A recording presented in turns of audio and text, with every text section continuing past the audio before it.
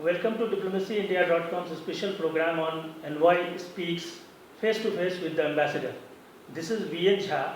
Today we have with us Madam Melba Pria, Her Excellency the Ambassador of Mexico to India. Madam, Namaste, Ola, and good morning. Thank you, John. Thank you for inviting me. First thing we'd like to ask you about Mexico and India being heirs to great civilizational heritage and a history of bilateral warmth, friendship, and commonality of views on so many things. How do you describe the present state of relations between the two countries? Well, first of all, thank you for having me in your program, and thank you for the people that look at these interviews of Diplomacy India. I think the relations between Mexico and India are in a very good stage. As you remember, Mexico was the first Latin American country that recognized India as a state, and we have had 65 years of very good relationships. Today, bilateral relations are cordial, are warm, we have relevant issues in our agenda, and so it can only get better. Okay. So there have been regular exchange of high-level political visits between the two countries.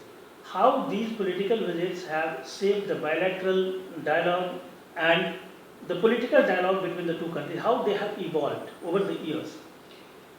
Well, we have had important visits, as you know. You can see in the walls of the embassy the pictures of those visits.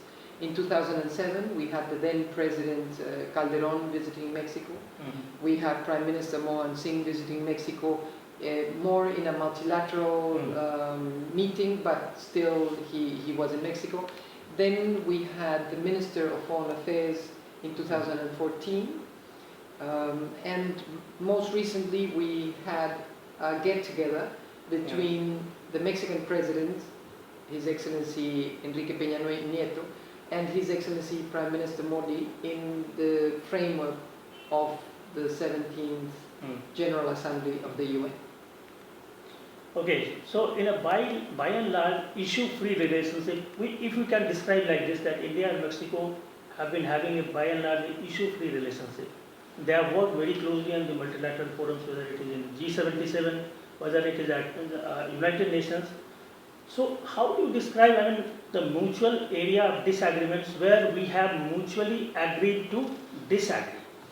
As you say, the ways to put forward our relationship is working on the things that you can work together. We have a long history of good relations.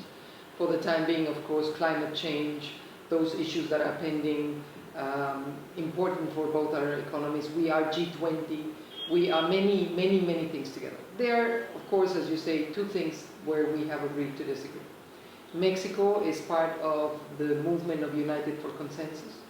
We have worked for the Security Council to be an open, transparent, and more inclusive body of the United Nations. We have put forward to the United Nations an idea that you should have 26 members in the Security Council, and we understand what India's aspirations are on the Security Council. So we are in two different groups. It has not staled any of our relationships.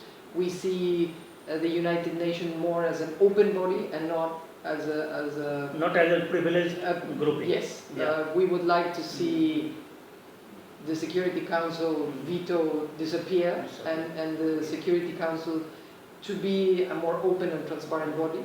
So that makes it complicated that we agree on that. The second issue is an issue of non-proliferation. We understand the security risks in which India is currently and historically part of. We understand what it means to India, but Mexico is the main signatory of the Treaty of Tlatelolco as a free nuclear zone in the Americas. We have gotten a Nobel Prize for non-proliferation. So there we have agreed to disagree.